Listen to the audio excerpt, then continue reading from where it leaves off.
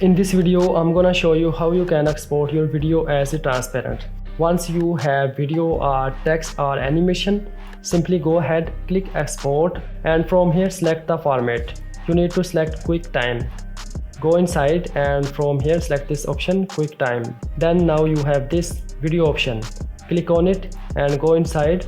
From here it is video codec, and switch it into animation, and then go all the way down, and here you will see this less option. Click on it, click on this option more, and here is the depth option. Switch it into 8 bpc plus alpha, and now you can export this video as a transparent.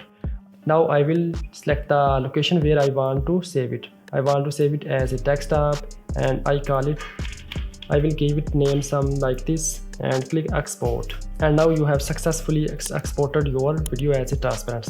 Let's bring it back. So now I'm gonna bringing it back over here, and let's drag and drop it over here.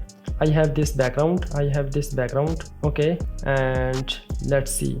And now you can see I have successfully exported my video as a transparent inside Premiere Pro.